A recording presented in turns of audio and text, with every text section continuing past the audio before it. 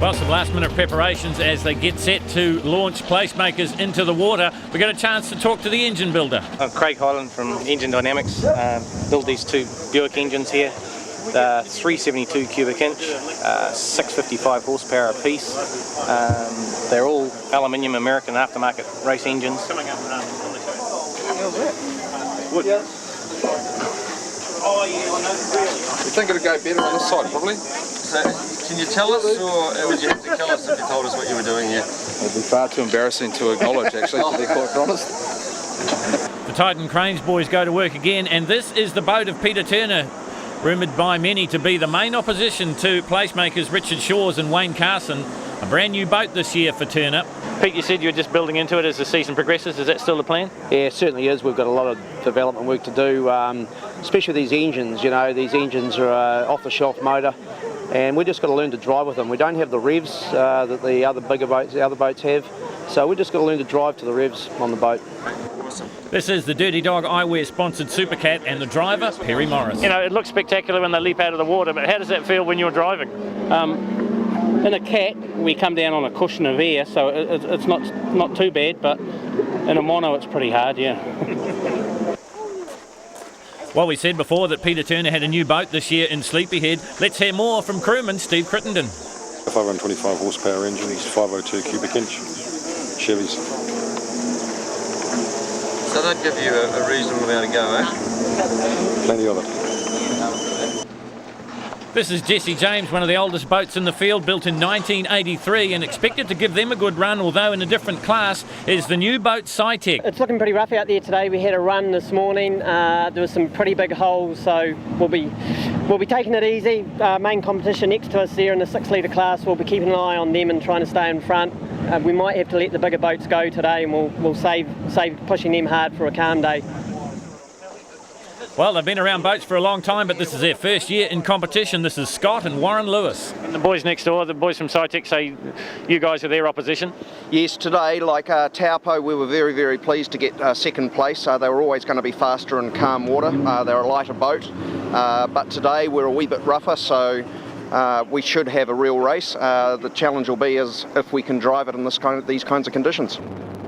7 classes racing in the Spar and Pool Factory New Zealand Offshore Powerboat Championship, and leading overall is the Placemakers boat of Richard Shaw's and Wayne Carson. They've got 400 points after Taupo, and in second place it's Peter Turner and Sleepyhead. This is the onboard shot coming to you from Supercat. Perry Morris, the driver, as they get ready to work their way out toward the starting area. There are the Velda brothers and Jesse James. And these guys, well, they're the hot favourites. This is Placemakers. This is Richard Shaw's, the defending national champion.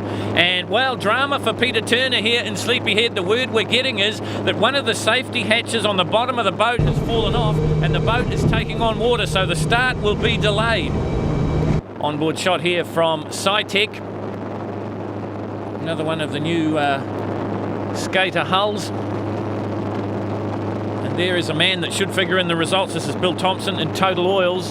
Mr. Consistency, they call him, but you can see for yourself already the conditions are a little bit rough as we get set for the start, and we're on board here with SciTech as they race towards the first mark.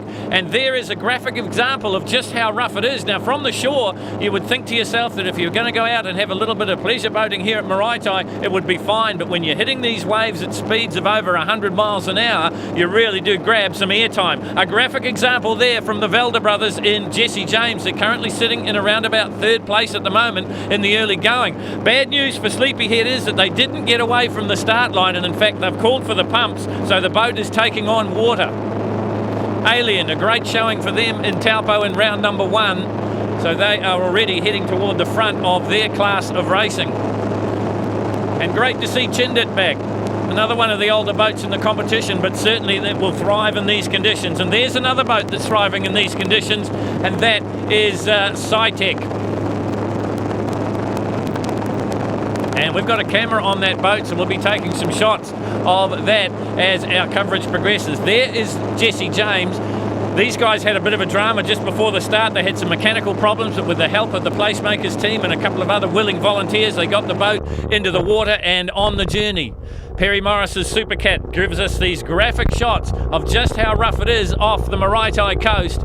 Big crowd in to watch round 2 of the Spar and Pool Factory Offshore Powerboat Championship, and the course is very spectator friendly. It goes right in down past the yacht club, and that's where the major part of the spectator fleet are. Oh, and problems for Alien. Well, the good luck from Taupo's not going to continue. You can see for yourself the boat not going fast at all, and maybe their race has ended prematurely. As we saw in Taupo, 2 races within 1 for the open boats and the national class boats. It's a 100-mile race.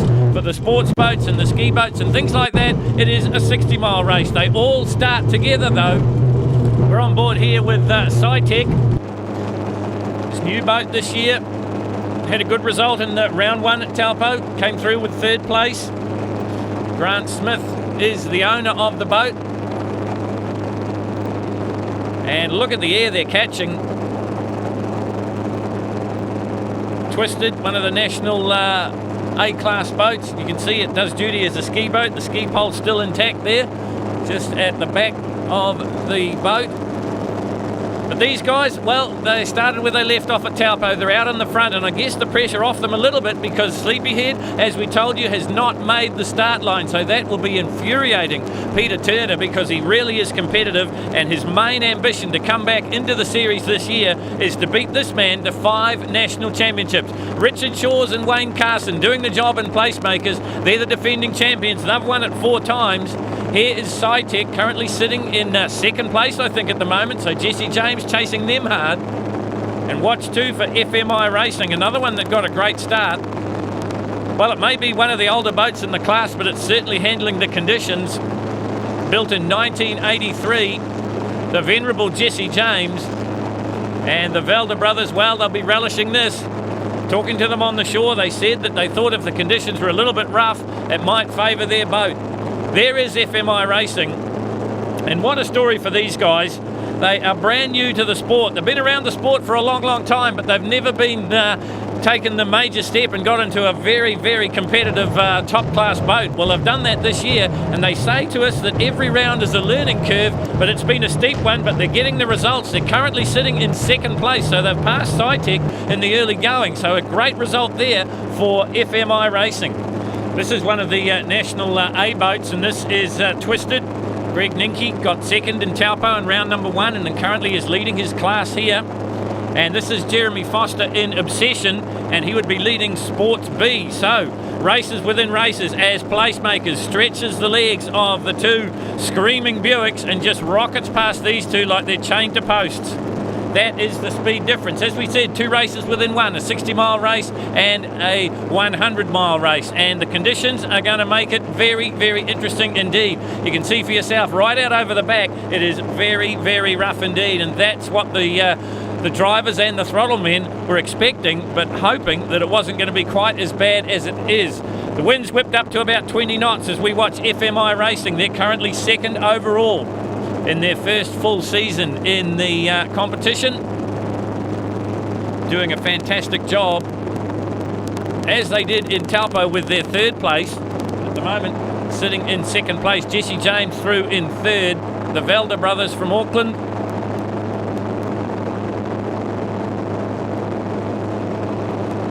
And talking to the guys before the race, they said the one thing you got to get is your timing absolutely right. The last thing you want to do in one of these big boats is to put the nose into the wave coming up. And you'll get a graphic example of that as we're back on board here with Cytec.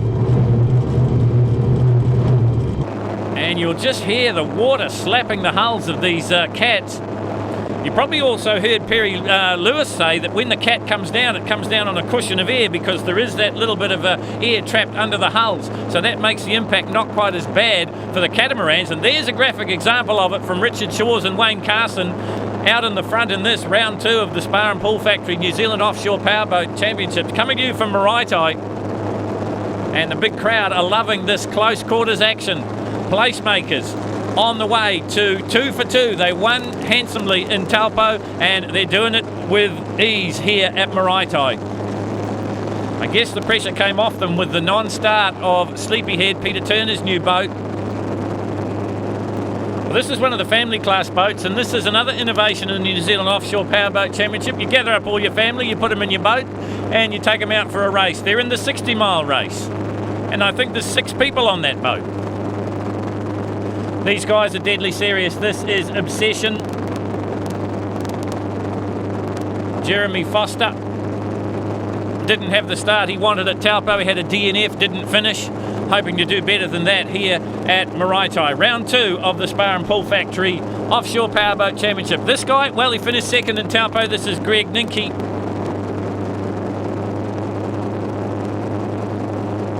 Oh, an Obsession taking a wild ride off top of the crest of the wave there, and that's probably cost him a position because these guys battling it out side by side at the moment here. And Ninke it is going to come out the winner in that little battle. Back on board here with, well, a troubled Supercat by the look of it. They've had their problems.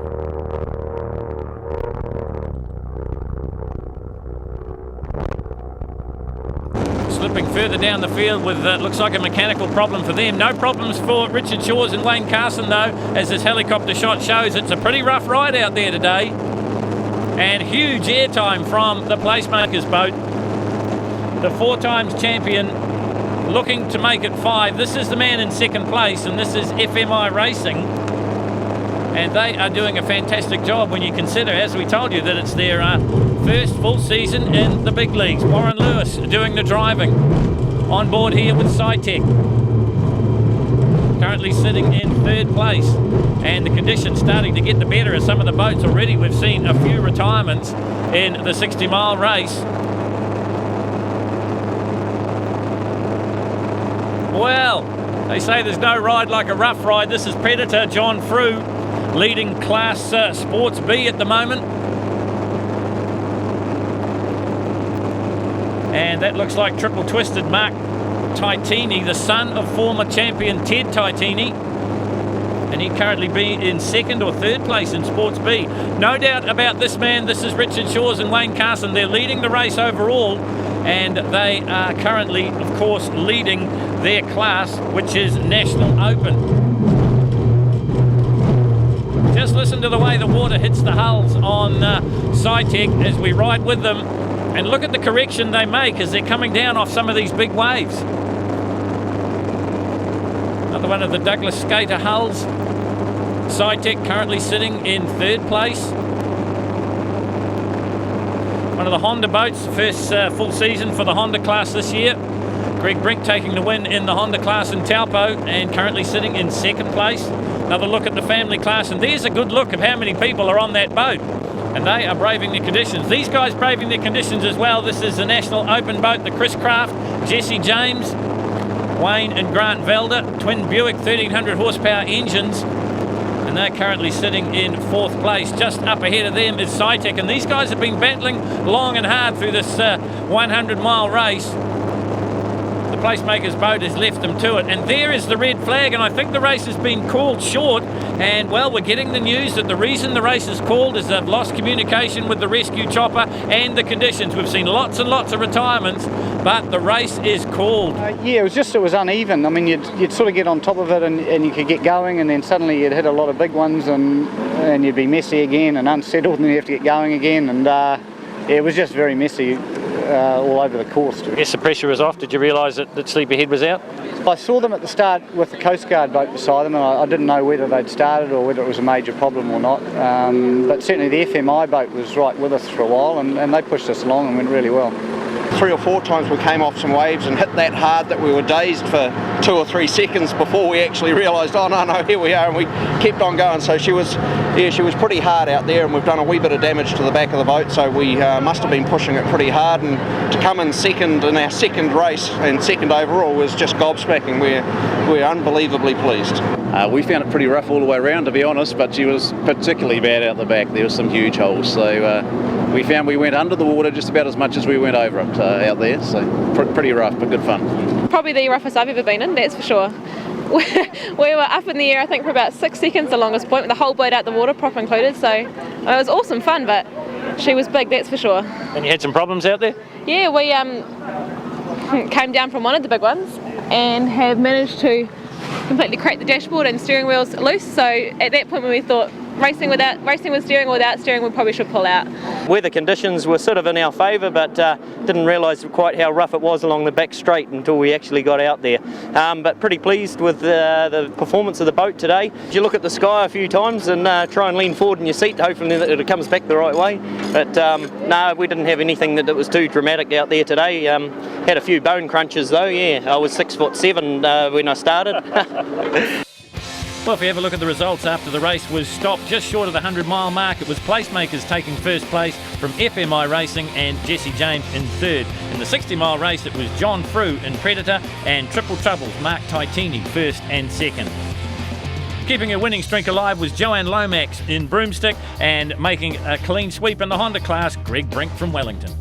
Well, if you have a look at the overall championship standings after 2 rounds, we'll see that Richard Shores is on top with a perfect score of 400. In second place, it's FMI Racing's Warren Lewis, and in third, it is SciTech Racing's Grant Smith.